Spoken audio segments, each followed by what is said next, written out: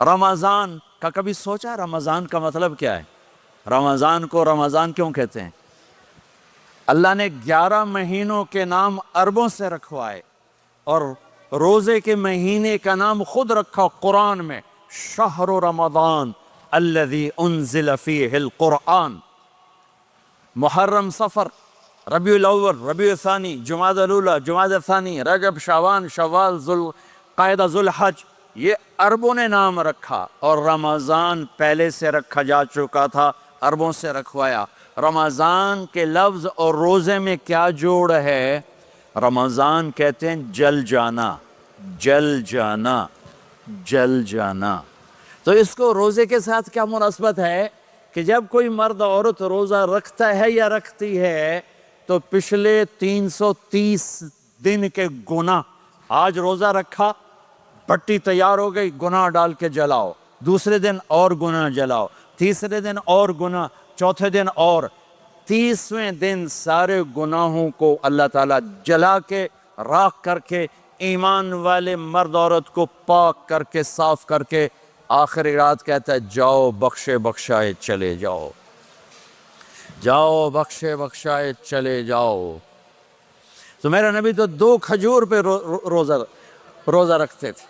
اور ایک بڑا خوبصورت واقعہ ہے رمضان کا، کہیں سے بکرے کی سری پکی ہوئی آ گئی تو آپ بڑے شوق سے کھا رہے تھے، اور ساتھ ارباز بن ساریہ بھی تھے، حضرت علی بھی تھے، اور حضرت مقداد بھی تھے، 3-4 آدمی سری کھا رہے تھے۔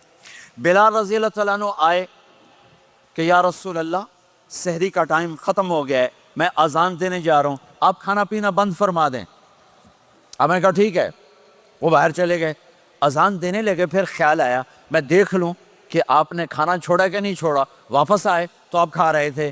میں نے کہا یا رسول اللہ واللہ لقد اصبحت، اللہ کی قسم صبح ہو گئی۔ آپ نے ہاتھ پیچھے کر لیا، کہا ارے بلال نہیں ہوئی تھی، نہیں ہوئی تھی، تیرے قسم کھانے پر اللہ نے پہلے نکال دیا اس کہ تیری قسم جھوٹی نہ پڑے۔ حضرت علی نے فرمایا اگر بلال قسم نہ اٹھاتے تو جب تک میرے نبی کھاتے رہتے اللہ صبح کو پیچھے ہٹاتے جاتے۔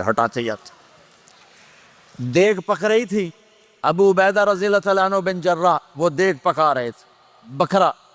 آپ نے کہا ابو عبید یہ مجھے بکرے کی دستی پکڑانا، اگلے بازو، آپ کو اگلے بازو کا گوشت پسند تھا، گردن کا گوشت پسند تھا، یہ کمر کی پٹھ کا گوشت آپ کو پسند تھا، دودھ پسند تھا، برنی کھجور پسند تھی، عجوہ کھجور پسند تھی، تازہ روٹی پسند تھی۔ آپ یا تازہ کھاتے تھے یا فاقہ، توڑی طرح نہیں 8 دن پکا کے فریڈن ٹھوک دے ہو تو کٹ کے گرم کی رکھو تو کھادی رکھو، یا آپ تازہ کھاتے تھے یا فاقہ فرماتے تھے۔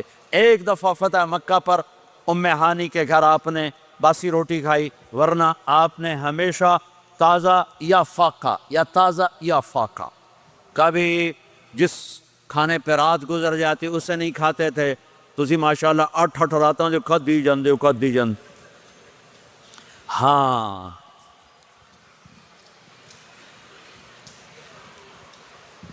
تو کہنے لگے عبید یہ دستی پکڑانا، تو انہوں نے ایسے بکرے کا بازو نکال کے پورا آپ نے یوں پکڑا، نوچ کے پھینکا، کہ دستی پکڑانا، انہوں نے یوں نکالا ڈوئی سے، آپ نے پکڑا، کھایا، پھینک، کہا مجھے بکرے کا بازو دستی پکڑانا، کہا یا رسول اللہ بکرے کی 2 ہی ہوتی ہیں۔